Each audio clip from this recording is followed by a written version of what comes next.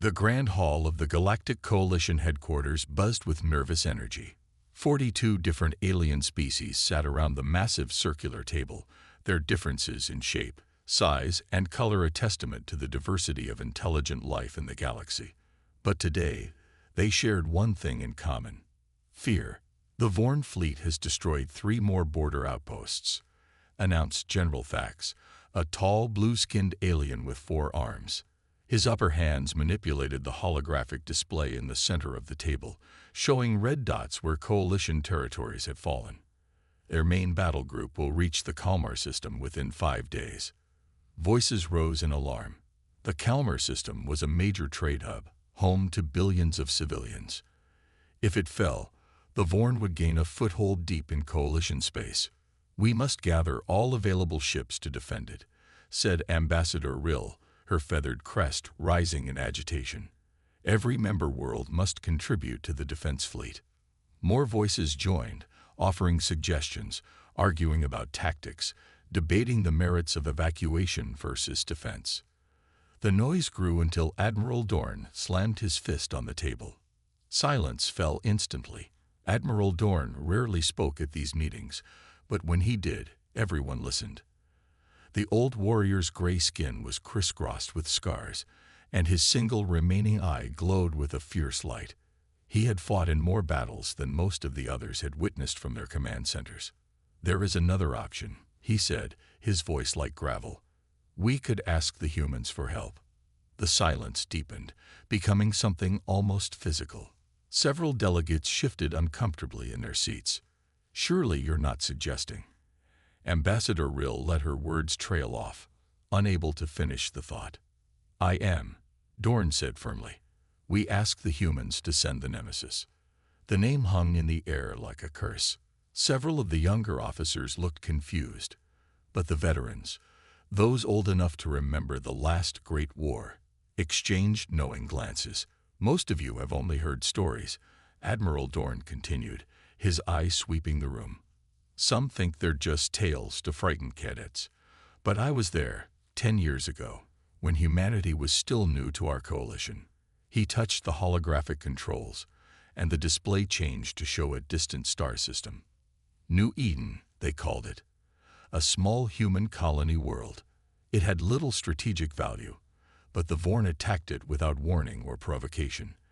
The humans had only 1 warship close enough to respond. The hologram shifted again, showing a dark, angular vessel that seemed to absorb the light around it rather than reflect it. "The HSS Nemesis," Dorn said quietly. "We expected nothing." The humans were newcomers, their technology unremarkable by our standards. 1 ship against a Vorn battle fleet. We prepared to welcome the survivors after the inevitable defeat.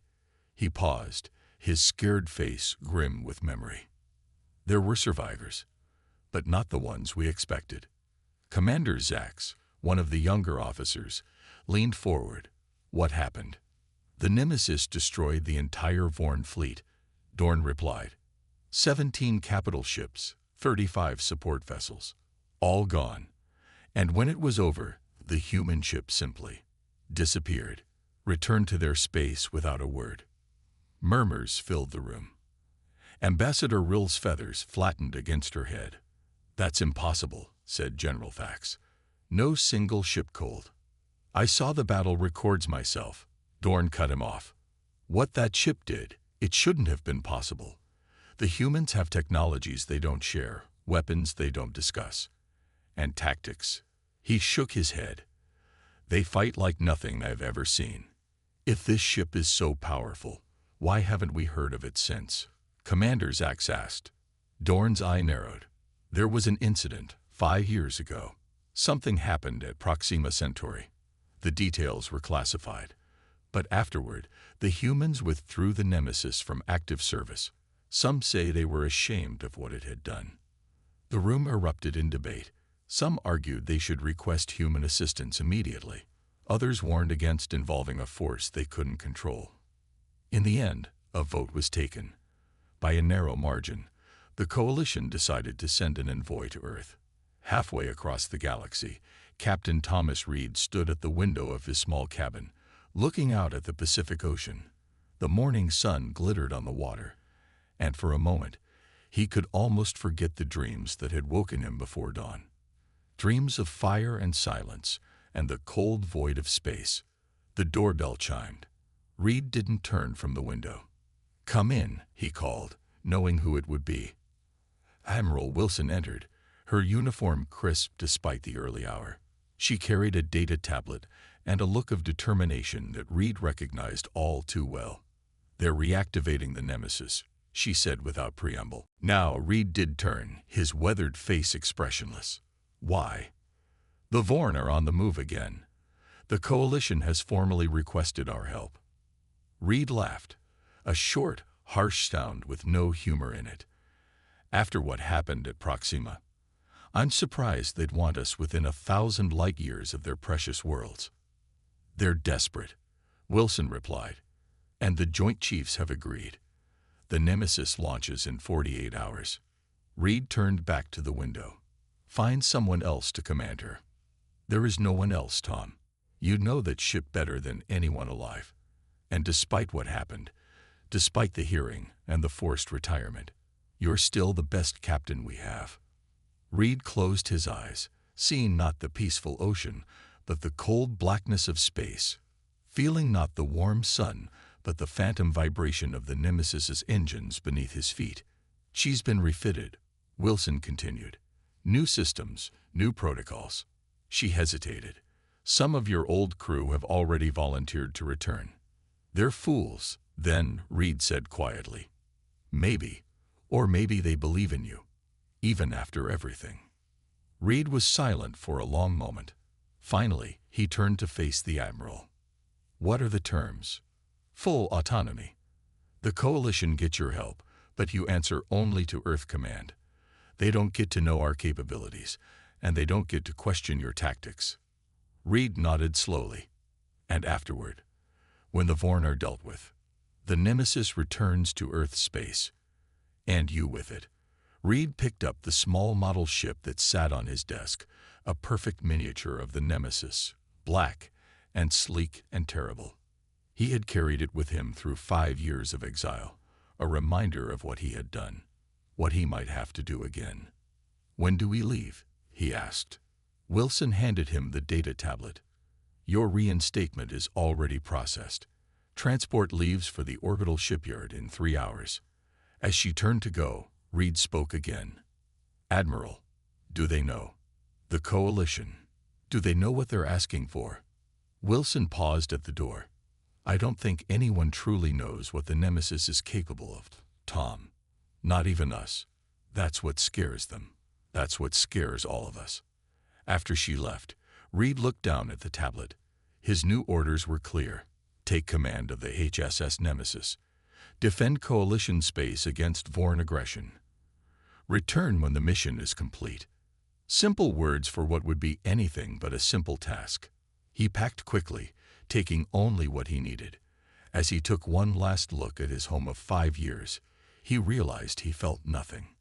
No sadness at leaving, no joy at returning to the stars, only a cold certainty that the galaxy was about to remember why they had feared the name Nemesis, and why they had feared its captain even more. The orbital shipyard hung in space like a massive metal spider, its long arms cradling the dark shape that was the HSS Nemesis.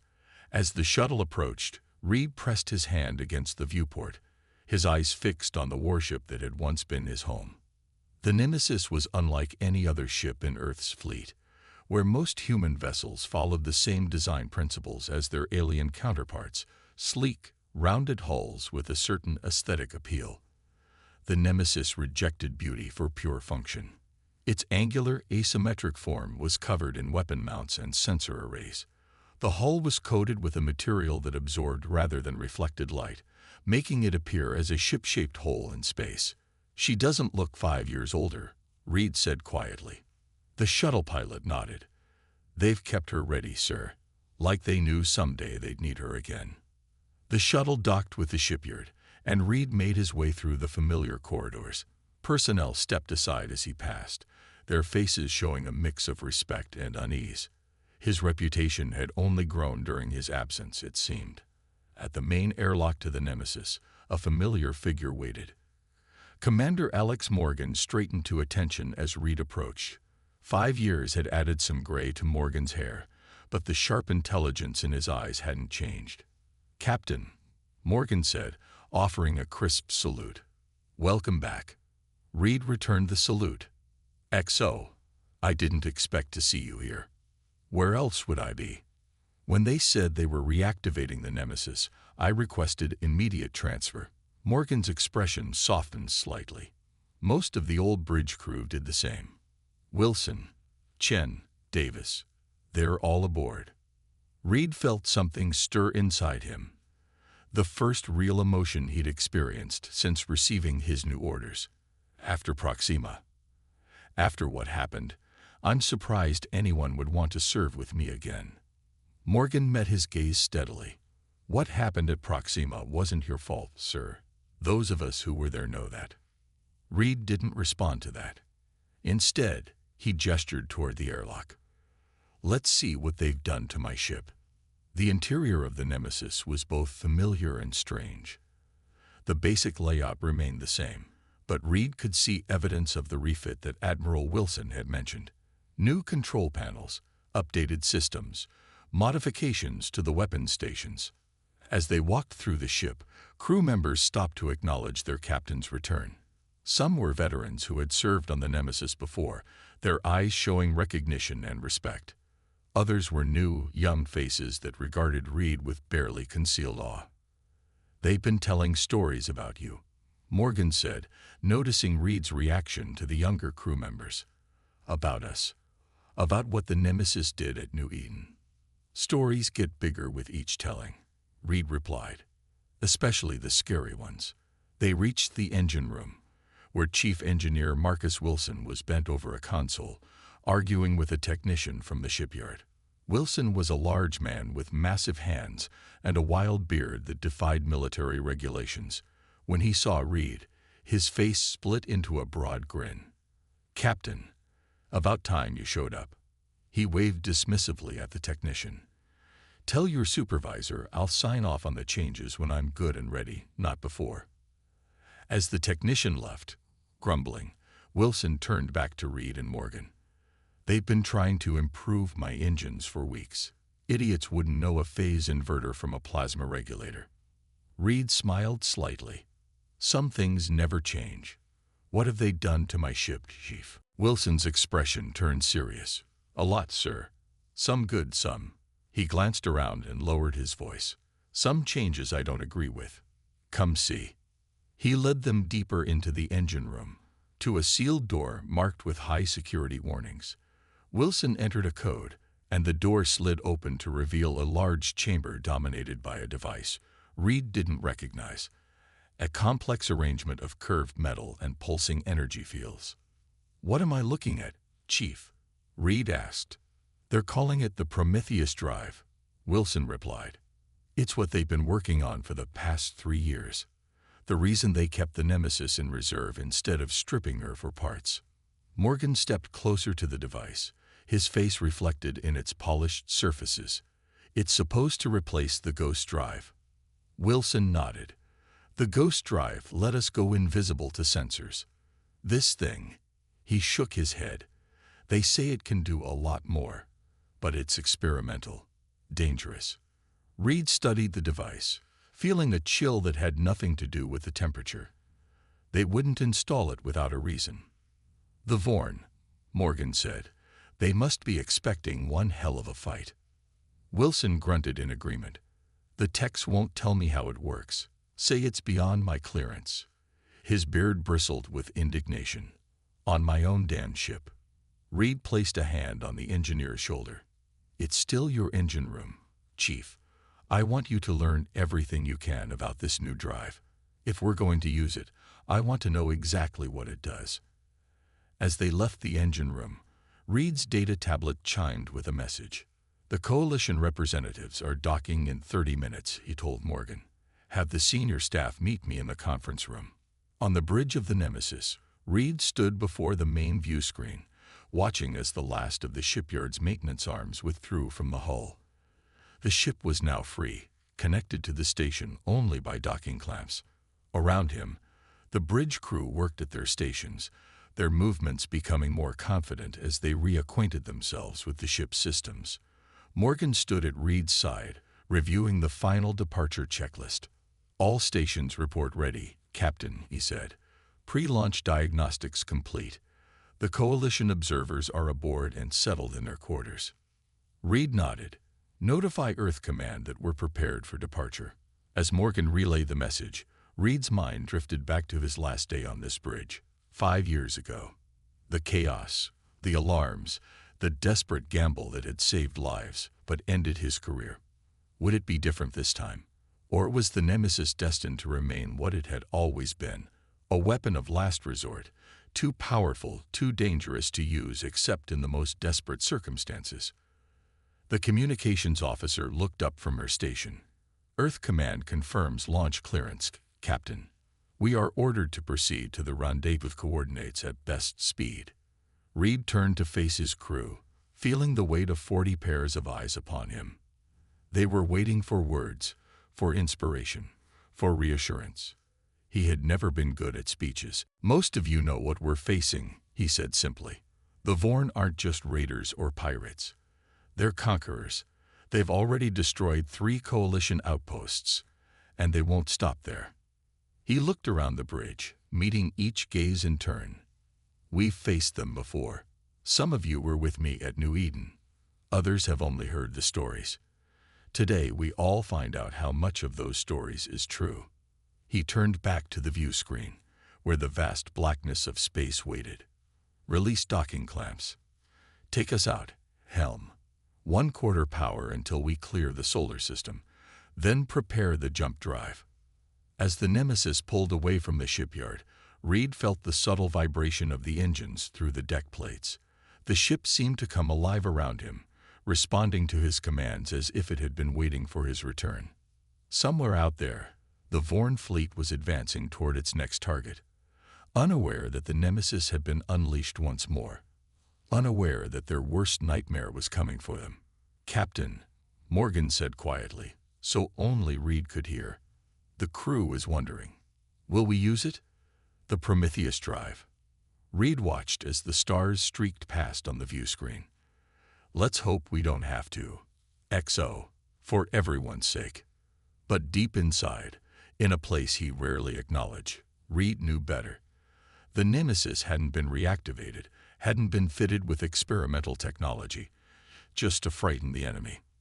This time, like the last, they would be asked to do the unthinkable. And this time, like the last, they would not refuse. The Nemesis dropped out of jump space with barely a shudder, a testament to Wilson's skill with the engines. On the main screen, the Coalition fleet came into view, a collection of ships from a dozen different worlds, gathered to face the Vorn threat. 53 vessels, reported Lieutenant Davis from the sensor station, mostly light cruisers and support ships, only 6 heavy capital ships. Reed studied the fleet. Even from a distance, he could see the differences in design and technology, a reflection of the various species that made up the Coalition.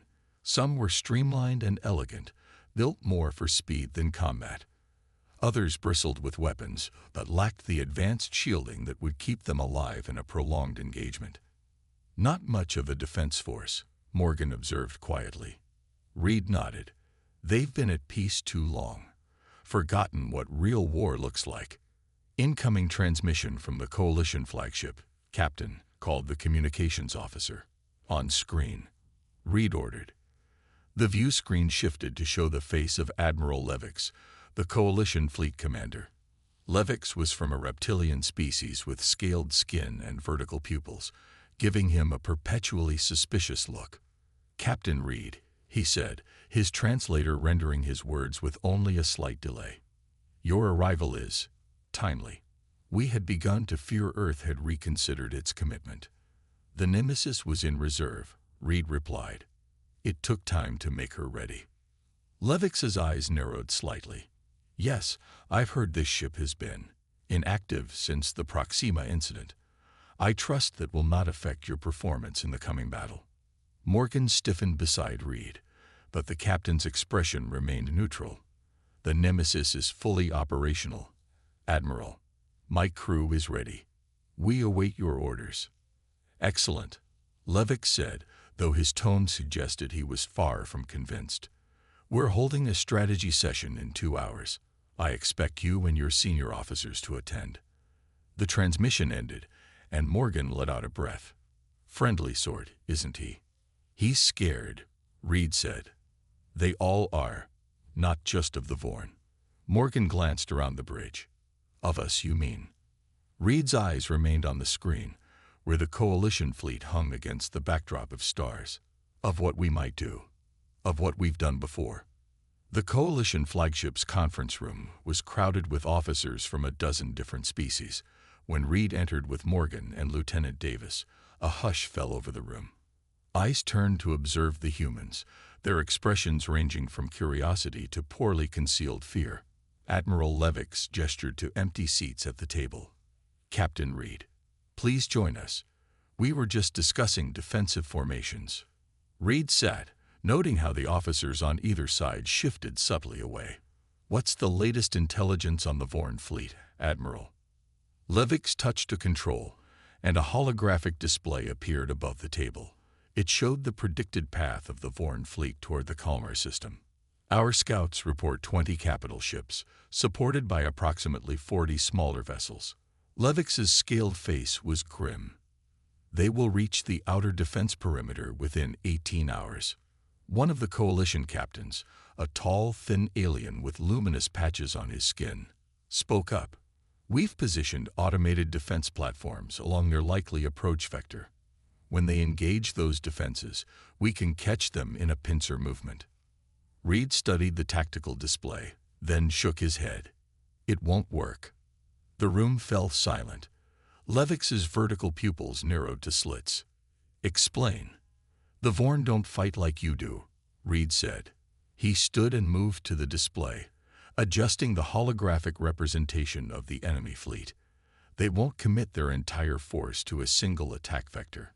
They'll probe for weaknesses, sacrifice their forward elements to identify your positions, then strike with overwhelming force at the point where you're most vulnerable. You seem quite familiar with Vorn tactics, Captain, said another Coalition officer, his tone suspicious. Reed's expression didn't change. I've fought them before. At New Eden. And at Proxima. The name hung in the air like an accusation. A murmur ran through the assembled officers. Levick leaned forward. Perhaps you would care to share your expertise with us, Captain Reed. What would you suggest? Reed looked around the room, at the alien faces both hostile and uncertain. They didn't trust him, didn't trust the Nemesis. But they needed them both. The Vorn respect strength, he said finally. They're pragmatic. They don't fight battles they don't think they can win. He pointed to different areas on the tactical display. We need to convince them that attacking Kalmar will cost them more than they can afford to lose. And how do we do that? Asked the luminous-skinned captain. Reed's face was grim. We hit them first. Hard. Show them what they're facing before they commit their main force. A preemptive strike. Levick's voice was shocked. With what? Our fleet is barely half the size of theirs. Not the entire fleet, Reed said. Just one ship. The Nemesis. The room erupted in objections. It was suicide, they said. Reckless. Impossible. Reed waited for the noise to die down before he spoke again. The Nemesis has capabilities your ships don't, he said quietly. We can bypass their forward screens, strike their command vessels, and be gone before they realize what's happening. The Ghost Drive, said one of the older officers, his voice hushed. The stories are true, then. Reed didn't confirm or deny. What matters is that we can hurt them, make them reconsider their attack. Admiral Levick studied Reed for a long moment. And if this fails, if your ship is destroyed, we lose our strongest asset before the main battle even begins. It won't fail, Reed said with a certainty that silenced the room.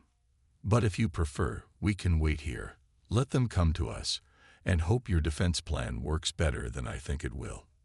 Levick's scaled face was unreadable, but after a moment, he gave a curt nod. Very well, Captain Reed. You have 12 hours to prepare your preemptive strike. But know this, if you fail, the defense of Kalmar falls to the rest of us, and we will remember who left us to face that burden alone. Back aboard the Nemesis, Reed stood in his ready room, looking at the tactical data they'd received from the Coalition. Morgan waited silently as the captain studied the enemy fleet's composition. They don't believe we can do it, Morgan said finally. Would you, in their position? Reed asked. 1 ship against 20. Morgan's lips quirked in a half smile. I've seen what this ship can do, sir. Reed nodded slowly. So have the Vorn. That's what I'm counting on. He pointed to a specific vessel in the enemy formation. This one. The command ship. That's our target. Morgan leaned closer to look. Heavy defenses. Their best shields. Also their weakest point, Reed said. If we take out their command structure, the rest of the fleet will hesitate. It might give us the opening we need. The intercom chimed, and Wilson's voice came through. Captain, we've finished the modifications to the targeting systems. But there's something you should know about the Prometheus drive. Reed exchanged a glance with Morgan. I'll be right down, Chief. As they headed for the engine room, Morgan asked the question that had been on his mind since the meeting. Sir, are you sure about this? If it doesn't work. It has to work, XO, Reed interrupted. Because if it doesn't, we're not just losing a ship or a system. His eyes were distant, remembering. I've seen what the Vorn do to worlds they conquer. What they did at Proxima before we stopped them. Morgan nodded slowly. Then we'd better make sure it works, sir. The 2 officers walked in silence through the corridors of the Nemesis, the weight of their mission settling around them like a shroud. In just a few hours, they would either strike a blow that would be remembered throughout the galaxy, or become another footnote in the growing legend of the most feared warship in space. A legend that, this time, might end in fire and silence. In the dark bridge of the Vorn command ship, War Master Krall studied the tactical display with cold, calculating eyes. His gray skin was marked with the ceremonial scars of his many victories, each one representing a conquered world. Our scouts report the Coalition fleet has gathered at Kalmar, said his second-in-command, Sub-Commander Vex. 53 vessels, mostly light craft, only 6 capital ships. Krall made a dismissive gesture with one of his 4 arms. No match for our fleet. Their defenses will fall within hours. There is one more thing, War Master, Vex said, hesitation clear in his normally confident voice. A human vessel joined their fleet 12 hours ago. Krell's head snapped up, his yellow eyes narrowing. Designation: the HSS Nemesis. The name sent a ripple of tension through the bridge crew. Many of the younger officers had never seen combat against humans, but all knew the stories. The Nemesis was a shadow in Vorn military history, a dark legend used to frighten new recruits. Krall was silent for a long moment. Unlike many of his officers, he had faced the human ship before. At New Eden, where 17 Vorn vessels had been destroyed in less than an hour, and though he had not been present at Proxima, he had reviewed the classified battle reports. The Nemesis was decommissioned, he said finally. After Proxima, the humans were too afraid to use it again. Apparently not, War Master, Vex replied. Our intelligence confirms it is the same vessel. And he hesitated again. The same captain. Reed. Krall almost hissed the name. So they've brought their demon back from exile. Another officer stepped forward. War Master, this single ship cannot change the outcome of the battle. Our new adaptive shields were specifically designed to counter human weapons technology, and we outnumber them significantly. Krall turned his yellow eyes on the officer. You weren't at New Eden, Commander Lore. You didn't see what that ship can do. He touched a control, bringing up a new tactical display. Adjust our approach. Maximum sensor sweep. I want to know where the Nemesis is at all times. You believe they will attack? Vex asked. I know Reed, Krall replied. He doesn't wait for the enemy to come to him. He strikes first. The War Master's mouth stretched in what might have been a smile on a human face, but on his alien features looked more like a grimace. Let him come. This time, we are ready. The Nemesis drifted silently through the darkness of space, all systems except life support running at minimal power. From the outside, the ship was nearly invisible against the black backdrop of space, its light-absorbing hull hiding it from visual detection. On the bridge, Reed sat in the command chair, watching the main screen where the distant lights of the Vorn fleet grew steadily larger. The bridge was lit only by the glow of essential displays, casting eerie shadows across the faces of the crew. Ghost drive functioning at 98% efficiency, Davis reported from the sensor station. We're effectively invisible to standard scans. What about their advanced sensors? Morgan asked. The briefing said they've improved their detection systems since New Eden. Reed's eyes never left the screen. That's why we're not using the jump drive to get closer. A jump signature would alert them, no matter how good our stealth systems are. The ship continued its silent approach, the tension on the bridge growing with each passing minute. They were deep in enemy territory now, with no backup and no escape route except through the heart of the Vorn fleet. 2 minutes to optimal firing range, Weapons Officer Lieutenant Park announced. Reed tapped the comm control on his chair. Engine room. Status of the Prometheus drive. Wilson's voice came back, tense but confident. Ready, Captain. But I have to repeat my concerns. The simulations show a 30% chance of drive overload if we activate it at full power. Noted, Chief, Reed replied. Be ready on my mark. As they drew closer to the Vorn fleet, Reed could make out individual ships on the screen. In the center of the formation was Krell's command vessel, a massive warship nearly twice the size of the Nemesis. Targeting solution locked, Park reported. Primary weapons charged and ready. Reed straightened in his chair. This was the moment of truth. Either their plan would work, crippling the Vorn command structure and forcing them to reconsider their attack on Kalmar, or he pushed that thought aside. Failure wasn't an option. Not again. Not after Proxima. All hands, battle stations, he ordered. Helm, bring us in on attack vector 9-3. Weapons, target their command ship's propulsion systems and bridge section. The crew moved with practiced efficiency, each knowing their role in the coming fight. Sir, Morgan said quietly, standing next to Reed's chair. I've been thinking about the Proxima incident. Reed glanced up at his XO, surprised. This isn't the time, Commander. With respect, sir, it's exactly the time. Morgan's eyes were steady. What happened there wasn't your fault. You made the only choice you could. Reed's jaw tightened. The memories of Proxima, the desperate battle, the civilian ships caught in the crossfire, the choice he'd been forced to make, flashed through his mind. 30 seconds to firing range, Park announced. We all followed your orders that day, Morgan continued, because they were the right orders, and we'll follow them today for the same reason. Before Reed could respond, Davis called out from the sensor station. Captain, they've spotted us. On the main screen, the Vorn fleet was changing formation, ships accelerating to intercept the Nemesis. How? Reed demanded. The Ghost Drive. They're using some kind of new scanning technology, Davis reported, hands flying over his console. It's cutting right through our stealth field. Reed's mind raced. The element of surprise was gone. They were outnumbered, deep in enemy space, with no hope of backup. Exactly the kind of situation the Nemesis had been built for. New plan, he said, his voice calm despite the danger. Helm, take us straight at their command ship, maximum thrust. Weapons, full spread of Reaper missiles, target their forward screen generators. Sir, Park sounded uncertain. At that range, the blast will affect us too.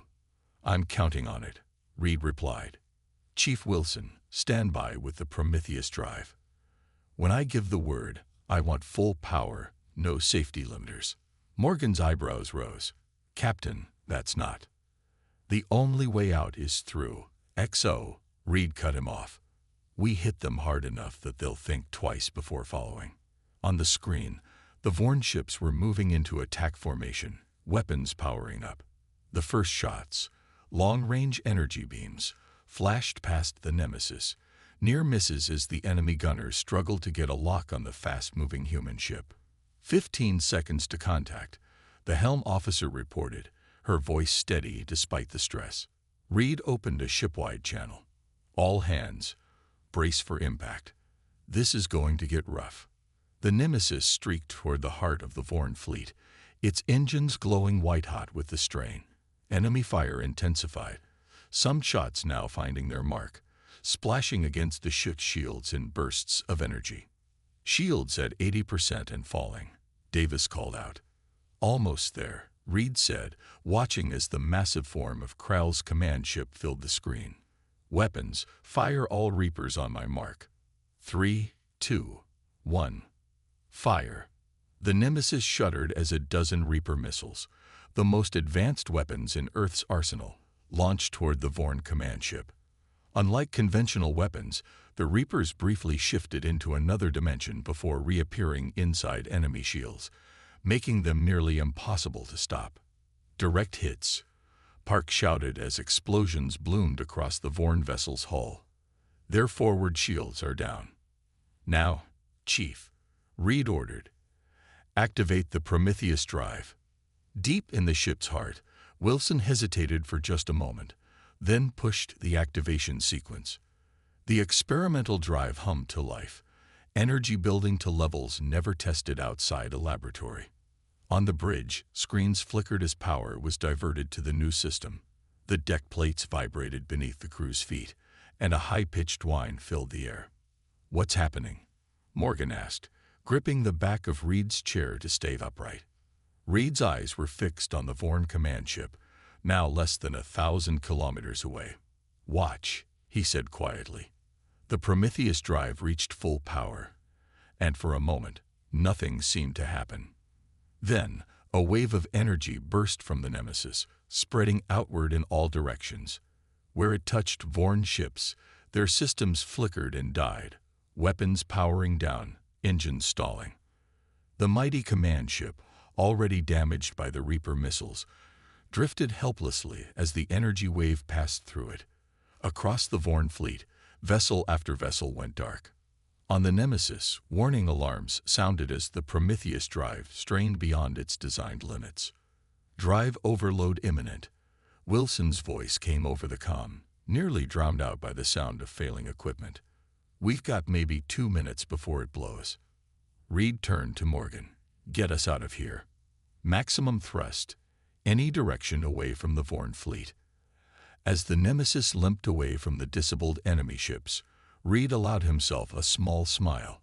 They hadn't destroyed the Vorn fleet, but they'd done something perhaps more valuable. They'd shown them what one human ship could do. They'd given them something to fear.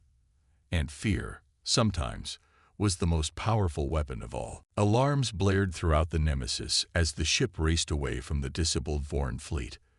The deck plates vibrated with increasing intensity, and the lights flickered as power fluctuated across all systems. "Engine room," Reed called over the comm. "Status of the Prometheus drive." Wilson's voice came back, nearly drowned out by the sound of failing equipment. "Critical overload, Captain. The containment field is failing. We need to shut it down now, or we'll lose the whole ship." Reed turned to Morgan. "Options." The XO's face was grim. "At this point, not many. The drive is connected to all our primary systems. Shutting it down hard could leave us dead in space." "Better than being atomized," Reed muttered. He made his decision. "Wilson, emergency shutdown. All hands, prepare for power loss." Throughout the ship, crew members braced themselves. In the engine room, Wilson and his team worked frantically, rerouting power and disengaging safety protocols designed to prevent exactly what they were now attempting. Cutting main power to the drive in 3, 2, 1. Wilson's voice counted down. "Now." The Nemesis shuddered violently as the Prometheus drive shut down. For a terrifying moment, all lights and systems went dark. The ship drifted silently, wounded but intact. On the bridge, emergency lighting cast an eerie red glow over the crew. Reed gripped the arms of his command chair, counting the seconds in his head. 3, 4, 5. With a series of clicks and hums, the backup systems engage. Basic life support, minimal propulsion, emergency communications, just enough to keep them alive and moving. Damage report, Reed ordered, his voice steady despite the situation. Davis ran a quick diagnostic on his half-functioning console. Main power grid is fried. Weapons systems offline. Shields at 12%. The ghost drive is completely dead. He looked up, his expression mixed with worry and wonder. But sir, the Prometheus drive, it worked. The Vorn fleet is completely disabled. Reed stood, moving to the main view screen which now showed only static. Communications. Can we contact the Coalition? The communications officer shook her head. Long-range comms are down, sir. We can try to boost the emergency beacon, but I don't know if it will reach Kalmar. Do it, Reed ordered. And get me any visual on the Vorn fleet, even if you have to look out a window with binoculars. As the crew worked to restore basic functionality, Morgan moved to Reed's side. What do you think Krell will do now? He asked quietly. Reed's face was thoughtful. If I know Vorn thinking, and I've spent years studying it, he'll be reconsidering the entire campaign. The Prometheus wave didn't just disable his ships. It showed him a weapon he's never seen before, can't defend against, and doesn't understand. Fear, Morgan said with dawning comprehension. We've given him something to fear. Reed nodded. The most powerful weapon isn't the one that destroys your enemy. It's the one that convinces them not to fight in the first place. The communications officer called from her station. Captain, we've managed to get short-range comms back online. And, sir, there's a message coming from the Vorn command ship. Reed and Morgan exchanged surprised glances. Put it through, Reed ordered. The static on the main screen cleared slightly, revealing the scared face of War Master Krell. His yellow eyes glowed with a mixture of rage and, most importantly, caution. Captain Reed, the Vorn commander's translated voice came through with occasional breaks in transmission. It seems your reputation, not exaggerated. Reed stood straighter, facing his adversary. War Master Krell, your ships will regain power within a few hours. The effect is temporary. Krell's expression shifted slightly. A mercy or a weakness? A choice, Reed replied. I could have destroyed your fleet. Instead, I've given you a chance to make a choice of your own. The Vorn was silent for a moment. And what choice would that be, human? Withdraw from Coalition space. Return to your territory. Find another solution to your resource problems that doesn't involve conquest. Krell's face twisted in what might have been a laugh. Or you will destroy us next time. Reed's expression remained calm. There doesn't need to be a next time, War Master. The Coalition is willing to negotiate trade agreements, resource-sharing plans. War benefits neither of us. The Vorn do not negotiate with inferiors, Krell said, but his tone lacked conviction. Then consider this, Reed said. The weapon we just used was a prototype, a test model. Even now, Earth is building more, installing them on other ships. How many fleets are you willing to lose before you accept that some enemies are too costly to fight? The communication link fell silent for several long seconds, and Reed wondered if they had lost the connection. Then Krell's voice returned. You are an unusual species, humans. You build weapons of incredible destruction, then hesitate to use them. The Vorn commander's yellow eyes narrowed. We will withdraw. For now. But the Vorn Empire does not forget, Captain Reed. Neither do humans, War Master, Reed replied. Remember that. The screen went blank as Krall ended the transmission. On the bridge of the Nemesis, the crew exchanged hopeful glances. "Did we just win?" Davis asked. Reed turned to look at his sensor officer. "For today, at least," he addressed the entire bridge. "Good work, all of you. Now let's see about getting this ship moving again before the Vorn change their minds." 3 days later, the damaged Nemesis limped into orbit around Kalmar. The Coalition fleet moved to escort the human vessel, their earlier distrust replaced by a newfound respect. Admiral Levix himself came aboard to meet with Reed. The Coalition commander's scaled face showed clear signs of stress, but there was no hiding his relief and gratitude. "The Vorn fleet has withdrawn from Coalition space entirely," Levix reported as they walked through the damaged corridors of the Nemesis.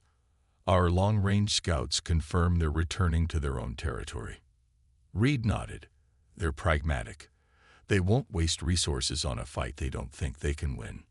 Levix stopped, turning to face the human captain. "You saved Kalmar. Saved billions of lives. The Coalition Council has authorized me to offer Earth an immediate upgrade in membership status. Full voting rights, access to all technology exchanges." "Earth will be pleased," Reed said. The alien commander seemed hesitant. "There is one more thing. Many in the Coalition are curious about this new weapon you deployed, the one that disabled the Vorn fleet without destroying it. Such technology would be valuable to share." Reed's expression revealed nothing. "I'll relay your interest to Earth Command, Admiral, but some technologies aren't meant to be shared, even with allies." Levix nodded slowly. "I understand, and perhaps it is better this way. Some legends are more powerful when the details remain mysterious." He extended a scaled hand in the human gesture of respect he had learned. "The Nemesis will always be welcome in Coalition space, Captain Reed." After Levix departed, Reed made his way to the observation deck. The ship's repairs were underway, but it would be weeks before the Nemesis was fully operational again. Through the viewport he could see Kalmar below, its blue oceans and green continents untouched by war. Morgan found him there, gazing at the planet they had saved. "Orders from Earth Command, Captain," the XO reported. "Once repairs are complete, we're to return to Earth." "And then?" Reed asked. Morgan handed him the data tablet. "They're keeping the Nemesis active. No more reserve status. They want you to remain in command." Reed was silent for a long moment. "After everything that happened at Proxima, I never thought they'd trust me with this ship again." "The Nemesis needs you," Morgan said simply. "And maybe you need it too." Reed turned back to the viewport. Somewhere out there, the story of what had happened between the Nemesis and the Vorn fleet was already spreading, growing, becoming legend. "The most powerful weapon isn't the one that destroys your enemy," he repeated quietly. "It's the one that convinces them not to fight in the first place." "Is that what we are now, sir?" Morgan asked. "A weapon?" Reed considered the question. "No," he said finally. "We're something more complicated than that. We're the monster under the bed that keeps the real monsters at bay. The shadow that makes even conquerors think twice." He touched the cool glass of the viewport, looking out at the stars where countless civilizations lived in peace, unaware of how close they had come to war. "That's the weight of legend, XO," he said, "and the burden we carry." As the Nemesis orbited silently above Kalmar, its black hull absorbing the light of the system's sun, word of its deed spread throughout the galaxy. On 100 worlds, in 1,000 languages, beings told the story of the human ship that had faced a Vorn armada alone, and won. With each telling, the story grew. Some said the Nemesis could turn invisible. Others claimed it could disable entire fleets with a wave of energy. Still others whispered that its captain had stared into the eyes of the fearsome Warmaster Krall and made him retreat through words alone. Not all the stories were true, but perhaps that didn't matter. Because the most powerful legend of all was the one that ended not with destruction, but with enemies turning away, choosing peace over war, life over death. And in the vastness of space, where conflict had raged for millennia, that was perhaps the greatest victory of all. The vast emptiness of space stretched before the survey vessel Pathfinder as it slowly moved through the unexplored asteroid field. Captain Jack Reed stood on the bridge, his weathered face illuminated by the glow of the main screen. The year was 2350, 75 years since humans had first made contact with alien life, and humans were still treated like children by the Galactic Coalition. Another routine mapping mission, Jack muttered, rubbing his tired eyes. At 53, he had spent most of his life hoping to make a real discovery, something that would prove humans deserved respect among the stars. Behind him, the Coalition observer Traz clicked his mandibles in annoyance. The tall, insect-like alien had been assigned to the Pathfinder to make sure humans didn't break any rules. The Varn, Traz's species, were the most powerful race in the Coalition, and never let humans forget it. "Your sector sweep is taking longer than scheduled, Captain Reed," Traz said. "The Coalition expects efficiency." Jack forced a smile. "Just being thorough. Isn't that what the protocols demand?" Before Traz could answer, the science station beeped loudly. Science Officer Emma Davis, a young woman with short black hair and quick eyes, looked up from her console. "Captain, I'm picking up an unusual energy signature. It's faint, but I've never seen anything like it." Jack moved to her station, ignoring Traz's hiss of impatience. "Show me." Emma pointed to the reading on her screen. "It's coming from that large asteroid, about 2 kilometers across. The energy pattern doesn't match anything in our database. Probably just common radiation," Traz said, waving a clawed hand dismissively. "We should continue with our assigned route." Jack studied the readings. After 20 years of space exploration, he had developed good instincts. "No, this is different.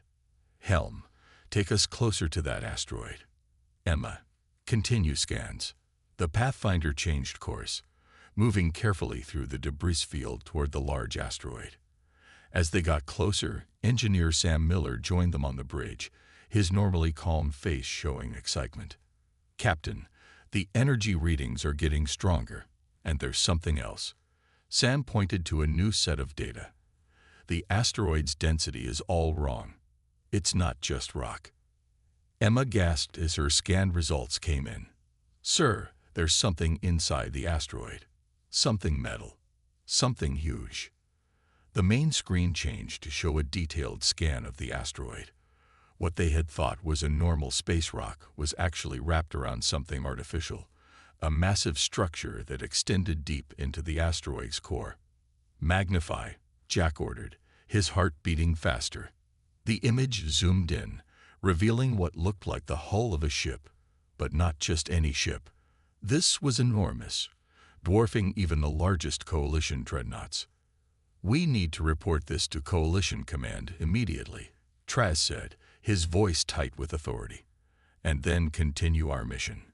Jack turned to face the alien. "The exploration protocols give us the right to investigate unusual phenomena. This clearly qualifies." "This is beyond your authority, human," Traz said coldly. Jack stood his ground.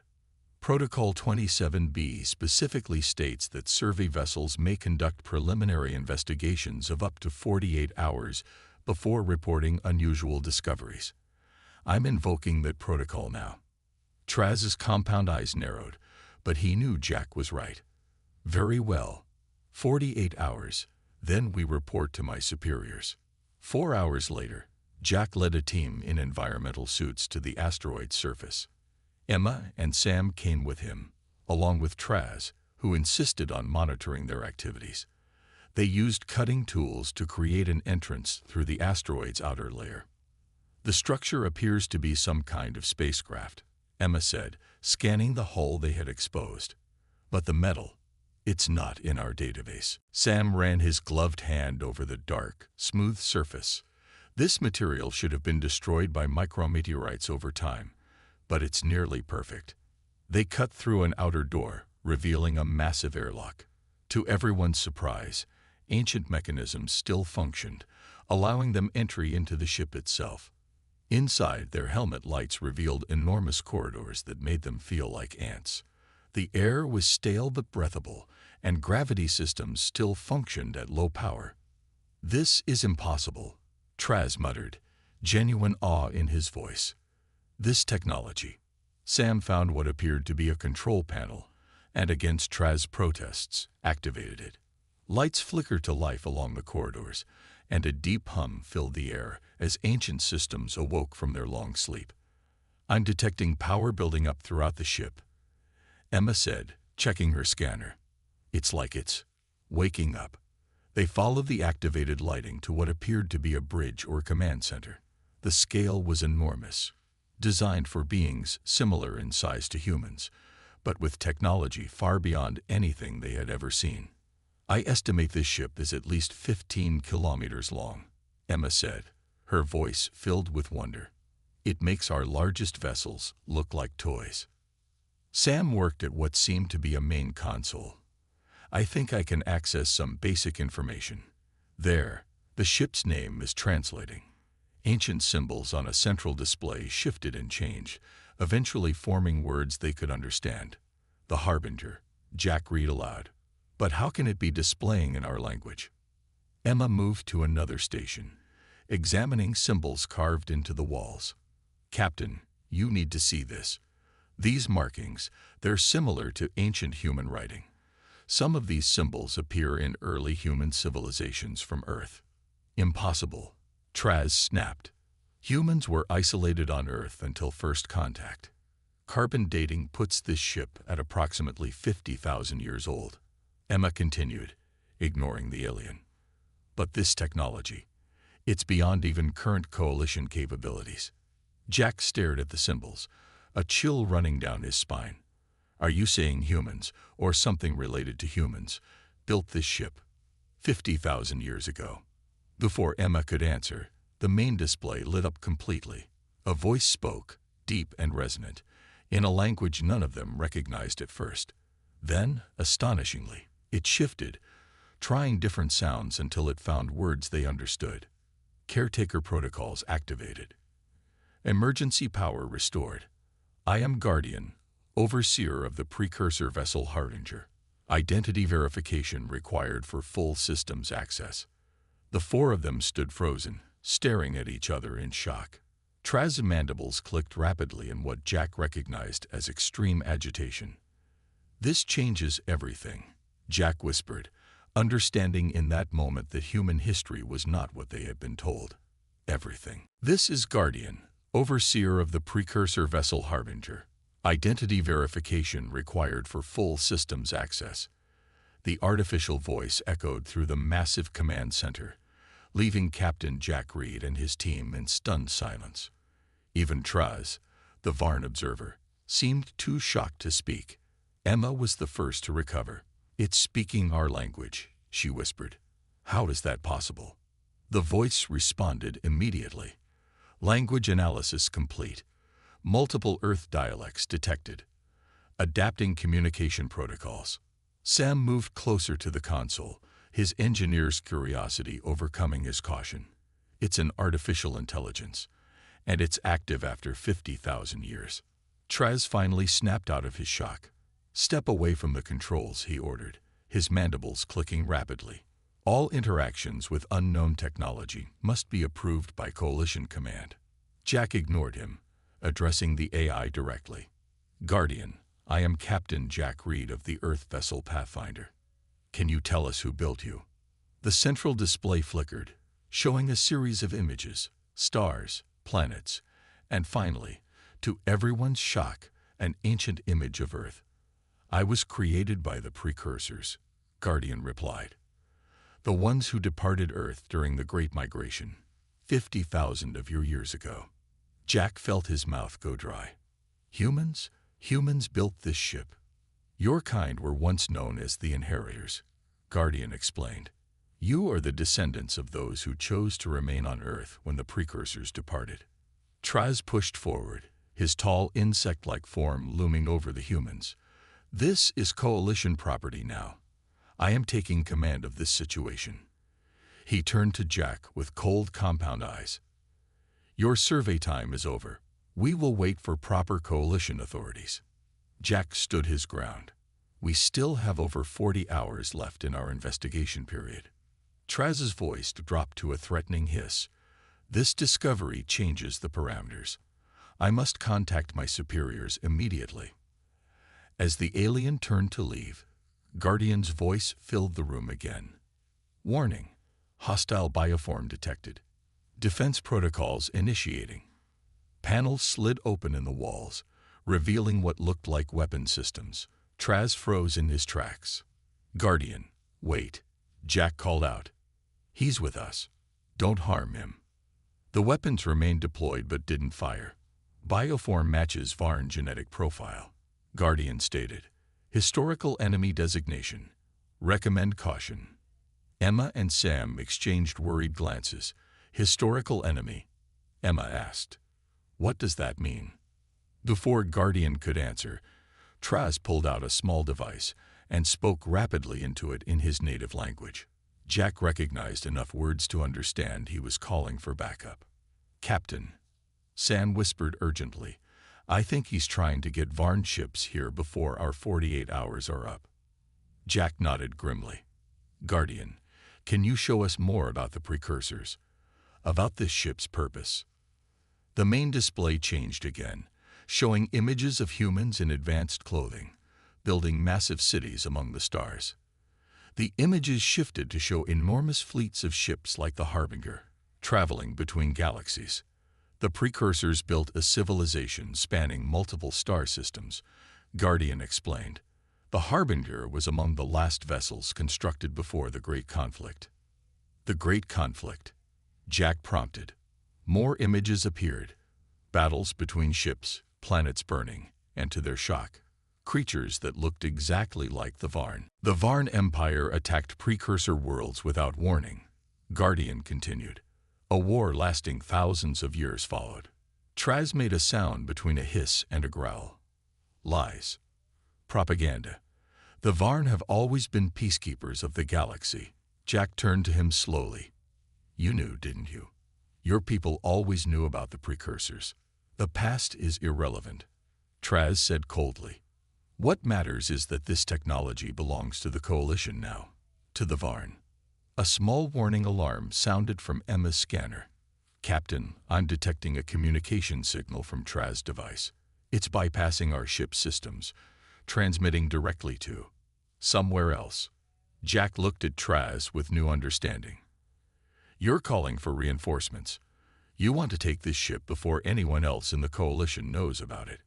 "Varn vessels approaching," Guardian announced suddenly. "Estimated arrival 6 hours." Sam looked at the engineering console, his face pale. "Captain, if the Varn get control of this ship and its technology." Jack didn't need him to finish. The implications were clear. If the precursors had been advanced enough to build something like the Harbinger 50,000 years ago, and the Varn had fought a war against them, then everything they knew about galactic history was wrong. "Guardian," Jack said firmly, "we need to access your historical database, and we need to know what this ship can do." The AI seemed to consider this request. Partial access granted to human users. Emergency protocols activated. New displays lit up around them, showing ship systems coming online. Sam moved to an engineering station, his fingers hovering over unfamiliar controls. "Captain, I think I can figure this out. The interface is adapting to be more understandable." Traz moved toward the exit. "I forbid this. As Coalition observer, I command you to." He never finished. A transparent barrier appeared, cutting him off from the humans and trapping him in a small section of the bridge. "Containment field activated," Guardian announced. "Varn threat neutralized." Jack stepped closer to the barrier. "We're not going to harm you, Traz, but we can't let you or your people take this ship until we understand what's happening." Emma had found what appeared to be a historical database. Her eyes widened as she read. "Captain, according to this, the precursors weren't warriors. They were explorers and scientists who tried to peacefully contact other species, including the Varn. More information flowed across the screens as Guardian continued to grant them access. The Varn attacked the precursors because they feared their technology. Emma continued reading. And after the war, the Varn didn't just defeat the precursors. They hunted them to extinction. Sam looked up from his console. Not complete extinction. Guardian, were some precursors saved. The Harbinger was not primarily a weapon of war, Guardian replied. It was the last ark of precursor knowledge, hidden away before our civilization fell. I was programmed to wait until worthy inheritors found this vessel. A new alarm sounded. Through the massive viewports, they could see lights in the distance, ships dropping out of faster-than-light travel. Varn battle group detected, Guardian announced. 5 warships approaching. Defensive systems at minimal capacity. Jack looked at his small team, then at the trapped Varn observer, and finally at the wonders of the ancient ship around them. In this moment, he understood that the future of humanity had changed forever. Guardian, he said with determination, teach us how to use this ship. Quickly. Varn battle group approaching. Weapons charging. Guardian's voice was calm despite the danger. Captain Jack Reed watched through the massive view screen as 5 Varn warships surrounded the asteroid containing the Harbinger. His palms felt sweaty. The Pathfinder was just a survey ship with minimal weapons. Against 5 warships, they stood no chance. Their only hope was the ancient dreadnought they stood in, but it was only partially awake after 50,000 years of sleep. Guardian, what defensive capabilities do we have? Jack asked. Main weapons are offline. Hull integrity at 60%. Shield systems operational at minimal capacity. Sam worked frantically at the engineering console. I think I'm figuring out the power systems. It's almost designed to be understood by humans. Because it was designed by humans, Emma said softly. She hadn't moved from the historical database, her face pale as she read. Captain, you need to see this. Jack joined her, looking at the stream of information flowing across the screen. Images showed the once great precursor civilization. Human cities spanning entire planets, ships traveling between stars, scientific wonders beyond imagination. Then came the war, the Varn attacks, the fall of world after world. This can't be right, he whispered. Emma pointed to specific data points. According to this, the Varn didn't just defeat the precursors. They stole their technology. Everything the Varn now use. Their ships, their weapons, their faster-than-light drives. They took from humans, from the precursors, from inside his containment field. Traz hissed angrily. Lies. Varn civilization has always been superior. Guardian, Jack asked, is this true? Did the Varn steal precursor technology? Affirmative, the eye replied. The Varn were a primitive species when they first encountered precursor explorers. They were given technology freely, as was precursor custom. They used these gifts to build weapons and attack. A communication alert sounded. On the main screen, the face of a Varn commander appeared, older than Traz, with battle scars across his exoskeleton. This is High Admiral Krex of the Varn Defense Force.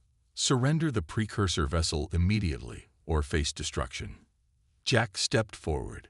This is Captain Jack Reed. We are conducting a legal investigation under Coalition exploration protocols. We still have time remaining. Your protocols are irrelevant. Krex interrupted. That vessel belongs to the Varn by right of victory. Our ancestors defeated the precursors in honorable combat. Is that what you call it? Emma couldn't help herself. Stealing technology and committing genocide. Krex's compound eyes narrowed. You know nothing, human. Your species has been kept in its proper place for a reason. You are the descendants of the greatest threat this galaxy has ever known. So it's true, Jack said quietly. The Varn have been deliberately holding humans back because you know we're related to the precursors. You fear what we might become. Incoming weapons fire, Guardian announced. The Harbinger shuddered as Varn energy weapons struck the asteroid's surface, beginning to tear away the rock protecting the ancient ship. Minimal shields engaged, Guardian said, diverting emergency power. Sam looked up from his console. Captain, I think I can get the engines online, but we'd still be outgunned. Jack made his decision. Guardian, begin transferring all precursor knowledge to our systems. If we don't survive, humanity needs to know the truth. Data transfer initiated, Guardian confirmed. Emma gasped as new information flooded her screen. Captain, the precursors. They weren't conquerors. After the war began, they could have wiped out the Varn completely. They had planet-killing weapons, but they chose not to use them. Why? Jack asked. Because they had seen that path before, Emma read. On Earth, before the Great Migration, they had nearly destroyed themselves. They vowed never to commit genocide, even to save themselves. The ship rocked again as more Varn weapons found their mark. Asteroid shell compromised, Guardian announced. Hull exposed in sectors 7 through 12. We need options, Jack said grimly. Sam suddenly straightened. Captain, I think I've found something. The ship has a defensive system that doesn't target ships directly. It's some kind of technology disruptor. Explain, Jack demanded. It sends out a wave that temporarily disables advanced technology. It doesn't destroy ships, just turns them off for a while. Jack looked at the approaching Varn fleet. Guardian, can we use this system? Affirmative. Power levels sufficient for one activation. Another blast rocked the ship. Warning lights flashed across the bridge. Hull breach in Sector 14, Guardian reported. Sealing emergency bulkheads. Jack made his choice. Activate the disruptor. Disruptor charging, Guardian confirmed. Target lock established. On the view screen, they could see energy building at the front of the Harbinger, a blue-white glow spreading along ancient weapon ports. Firing. A pulse of energy unlike anything Jack had ever seen erupted from the ship, expanding outward in a perfect sphere. When it reached the Varn vessels, their lights flickered and died. The energy weapons charging on their hulls went dark. Varn fleet disabled, Guardian announced. Estimated recovery time, 30 minutes. We need to use this time, Jack said. Sam, get those engines online. Emma, download everything you can from the database. We need to reveal the truth to the whole coalition. As they worked frantically, more information came to light. Emma discovered records showing the Varn had not only destroyed the precursors, but had been systematically suppressing any species that showed signs of rapid technological advancement, especially humans. They've been lying to everyone, Emma said. The coalition isn't about cooperation. It's about control. Jack nodded grimly. And now we know why. A new alert sounded. Guardian's voice seemed almost pleased. Additional vessels detected. Non-Varn signatures. On the view screen, they saw a dozen ships appear, smaller than the Varn warships, but numerous. Jack recognized their designs from different coalition species. They're receiving our transmission, Emma said in surprise. When we activated the disruptor, Guardian broadcast the historical archives to every ship in range. Everyone can see what really happened to the precursors. A communication request flashed on the screen. Jack accepted it, and the face of a Tellurian captain appeared, a reptilian species known for their intelligence and caution. Captain Reed, the Tellurian said formally. The Varn have much to answer for. We stand with you. One by one, other captains joined the channel, representatives from species that had long been treated as second-class citizens in the Varn-dominated coalition. The disruptor is recharged, Guardian announced, and I have accessed additional defensive systems. Jack looked at the disabled Varn fleet, the gathering allies, and his determined crew. For the first time since the discovery, he allowed himself to feel hope. Guardian, he said, tell us everything about this ship. Tell us what the Harbinger was really built for. The Harbinger was not designed primarily as a weapon of war, Guardian replied. It was created to be a messenger, to carry the final truth of the precursors to their descendants when they were ready. That time has come. On screens throughout the bridge, new information appeared, secrets the precursors had hidden away, waiting for humanity to rediscover them. The truth that would change everything. 3 months had passed since the discovery of the Harbinger. What had once been a derelict vessel hidden in an asteroid was now the center of the greatest upheaval the galaxy had seen in 30,000 years. Captain Jack Reed stood on the bridge of the ancient dreadnought, now humming with restored power. The ship had been fully excavated from its asteroid hiding place and now floated freely in space, surrounded by a growing fleet of vessels from dozens of coalition species. "Status report," Jack said, looking around at what had once been a small survey team, but was now the command crew of the most powerful ship in the galaxy. Emma looked up from her console, where streams of precursor data continued to flow. In the past months, she had learned more about human history than all Earth's historians combined. "The broadcast continues to reach new systems daily," she reported. 17 more worlds have declared independence from Varn control. Sam approached from the engineering section, wiping his hands on a cloth. He had been working with engineers from a dozen species to restore the Harbinger systems. "Engine efficiency up to 87%, he said proudly. "And we've installed the knowledge transfer systems on the Allied ships. They can now use some of the basic precursor technology without Varn override codes." Jack nodded. The revelation that the Varn had installed hidden override codes in all technology they shared with other species had been one of the most damaging discoveries. "What about the Varn response?" he asked. Emma's expression turned serious. "Their home fleet has been mobilized. Long-range scouts report they'll reach our position in approximately 10 hours. 47 battleships and support vessels." Jack looked at the tactical display.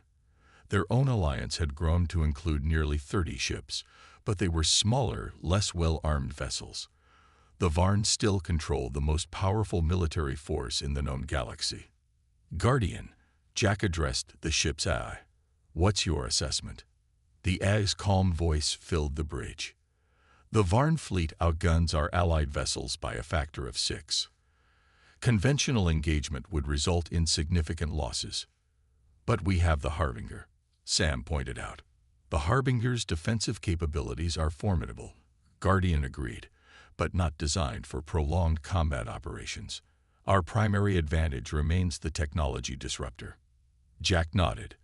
The disruptor had proven to be their most effective weapon, capable of temporarily neutralizing Varn ships without destroying them. "The problem is they know about it now," he said. "They'll have countermeasures." As if in response to his words, a communication request came through. Jack signaled to Emma to accept it. The screen displayed the face of High Admiral Crex, his scared exoskeleton now adorned with additional military insignia. "Captain Reed," Crex said, his voice cold with controlled fury. "This rebellion ends now. You have spread lies and sedition throughout Coalition space." "Not lies, Admiral," Jack replied calmly. "Just history, your history. The truth your people have hidden for 30,000 years." Crex's mandibles clicked in agitation. "You know nothing of the burden we have carried. The precursors were not the benevolent explorers you believed them to be. They were dangerous. Their technology was dangerous." "Dangerous to your control, you mean," Emma said, stepping into view of the communication array. "The precursors nearly destroyed themselves on Earth before they came to the stars," Crex said. "We did what was necessary to protect the galaxy." Jack shook his head. "By committing genocide.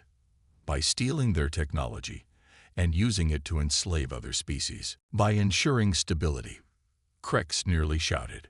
"Your human ancestors created weapons that could destroy stars, tear holes in reality itself. They had to be stopped before they destroyed everything." There was something in the Admiral's voice that gave Jack pause, not just anger, but fear. Real fear. "Guardian," Jack said after Crex finished, "is this true? Did the precursors have weapons that powerful?" The precursors developed significant technological capabilities, Guardian confirmed, including weapons of considerable destructive potential. However, after the near destruction of Earth, they established strict ethical protocols governing their use. Jack turned back to the screen. So you attacked them because of what they might do, not what they had done. We attacked because we saw the inevitable outcome of letting such power go unchecked, Krex replied. And now you prove our point. In just 3 months, you have torn apart the stability of the coalition. Worlds that have known peace for millennia now prepare for war. Not war, Jack corrected. Freedom, independence from Varn control. Krex's compound eyes seemed to narrow.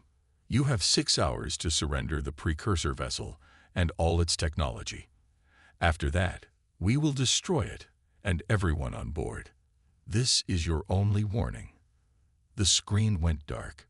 Jack turned to face his crew and the representatives of other species who had joined them on the bridge.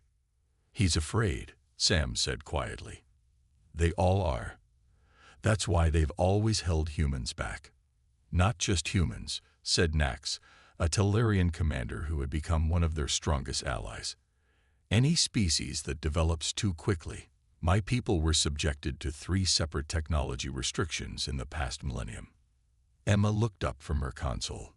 Captain, I've been studying the final records of the precursor civilization. I think I understand now.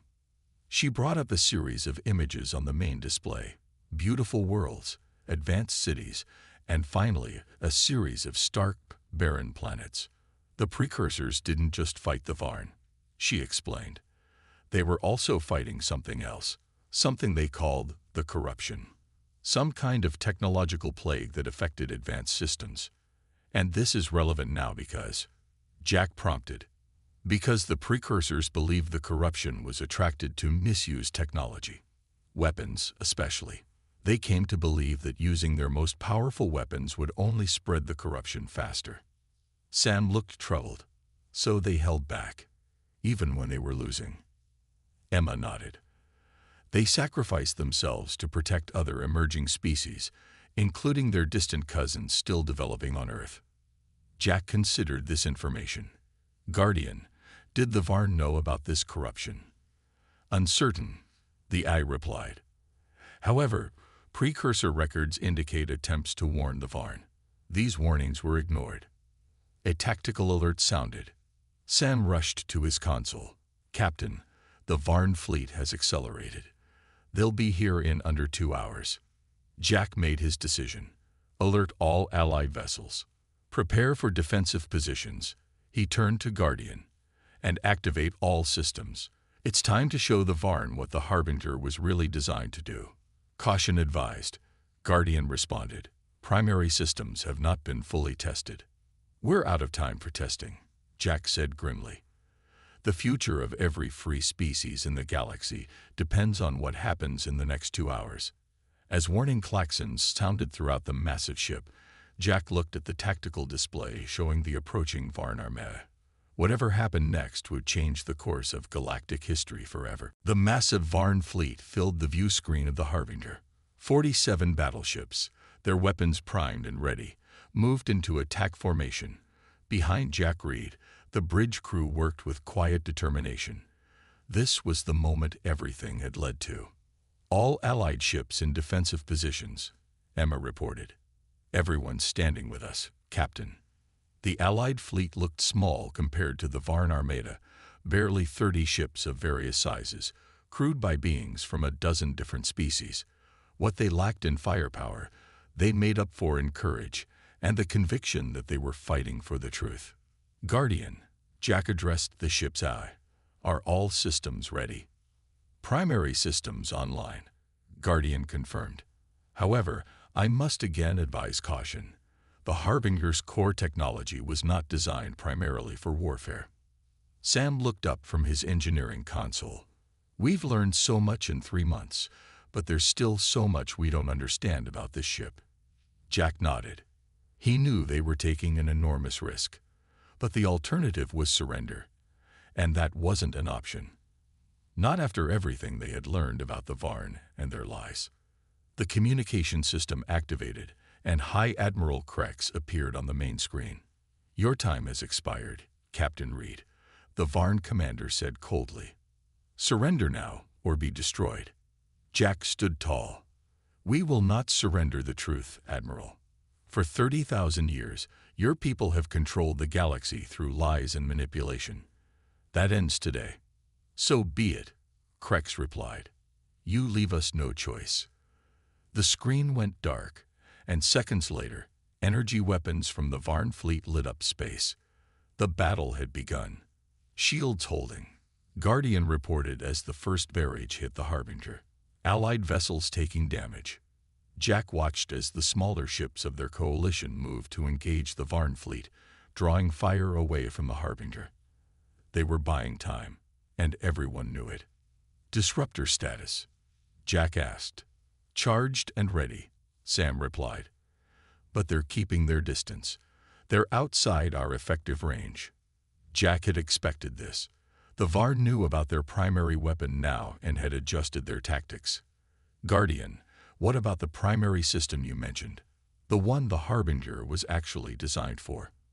"The Revelation Protocol is operational," Guardian confirmed. "However, once activated, it cannot be stopped." Emma looked up from her console. "Captain, I've been studying this. The Revelation Protocol isn't a weapon. At least not in the conventional sense. It's designed to share knowledge." "Explain," Jack said. "The precursors built the Harbinger as a fail-safe," Emma continued, her eyes alight with understanding. "If they lost the war, this ship would preserve their knowledge and their values.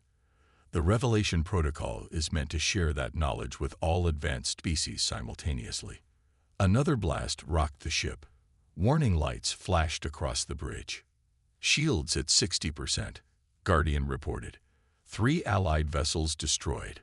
Varn fleet advancing." Jack made his decision. "Prepare the Revelation Protocol. Target all ships, Varn and allies alike." "Captain," Sam said uncertainly, "we don't know exactly what this will do." "We know the precursors weren't destroyers," Jack replied. "They valued life, even their enemies' lives. I trust their judgment." He turned to the main console. "Guardian, activate the Revelation Protocol." "Acknowledged." Revelation Protocol initiating. The lights on the bridge dimmed as power was diverted to the ship's core. A low hum built throughout the massive vessel, rising in pitch and intensity. "Energy signature unlike anything I've ever seen," Sam reported, staring at his readings with wide eyes. On the view screen, they could see the Varn ships continuing their advance, unaware of what was about to happen. "Revelation Protocol activated," Guardian announced. A wave of energy, different from the disruptor, pulsed outward from the Harbinger. It was almost invisible, a ripple in space that expanded in all directions at incredible speed. When it reached the Varn fleet, their weapons continued to fire, but something else happened. Communication channels suddenly opened across all frequencies. Voices, Varn voices, filled the bridge. "What is this?" one Varn commander asked. "I see. I understand now," said another. "All ships cease fire," came a third voice. "Cease fire immediately." To Jack's amazement, the Varn weapons fell silent. Even High Admiral Crex's flagship stopped its advance. "What did we just do?" Jack asked softly. "The Revelation Protocol does not disable weapons or ships," Guardian explained. "It shares knowledge directly with all sentient minds within range. Every being in the Varn fleet now has access to the complete, unfiltered history of the precursors, the Varn, and the truth about the corruption. We gave them understanding," Emma whispered. The main screen activated again. High Admiral Crex appeared, but his demeanor had completely changed. His compound eyes seemed somehow softer, his posture less rigid. "Captain Reed," he said, his voice heavy with emotion. We had no idea. The truth has been hidden even from most of our own people for generations. Only the highest levels of our government knew the full history. And now everyone knows," Jack said. Crex nodded slowly. "The corruption. It was real, is still real, somewhere out in the darkness between galaxies. Our ancestors didn't just fear the precursor's weapons, they feared what those weapons might attract. But that didn't justify genocide, Jack said firmly. No, Crex agreed, surprising everyone. It did not. What our ancestors did was unforgivable.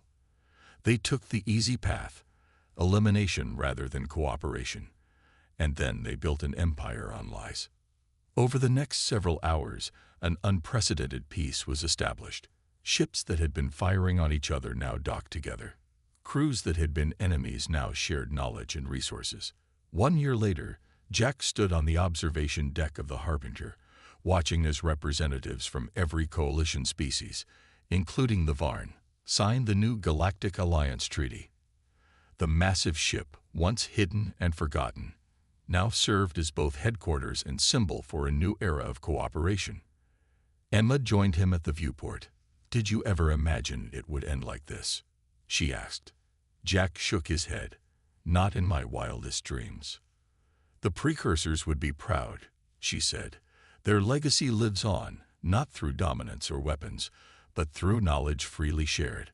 Sam approached, holding a datapad. "The latest reports from Earth. They've successfully integrated the medical technology from the precursor database. Diseases that plagued humanity for centuries are being eradicated." Jack smiled. "And the corruption?" "No sign of it," Sam confirmed.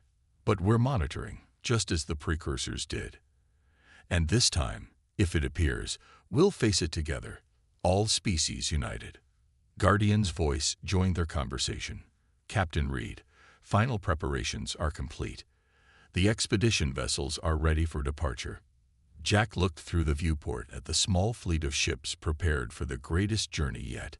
Using coordinates found in the deepest parts of the precursor database, they were about to embark on a mission to a distant galaxy, a place where the last precursors might have escaped to 30,000 years ago. "The best of every species," Emma said, looking at the crews boarding the ships. "Humans, Varn, Talarians, all working together." Jack nodded. "That's the real legacy of the Harbinger. Not the technology or the weapons, but this, bringing us all together." As the expedition ships prepared to depart, Jack thought about how far they had come. From a routine survey mission to changing the course of galactic history, all because of a lost dreadnought, hidden away for 50,000 years, waiting for the right moment to reveal its truth. Not as a weapon of war, but as a beacon of hope for all species.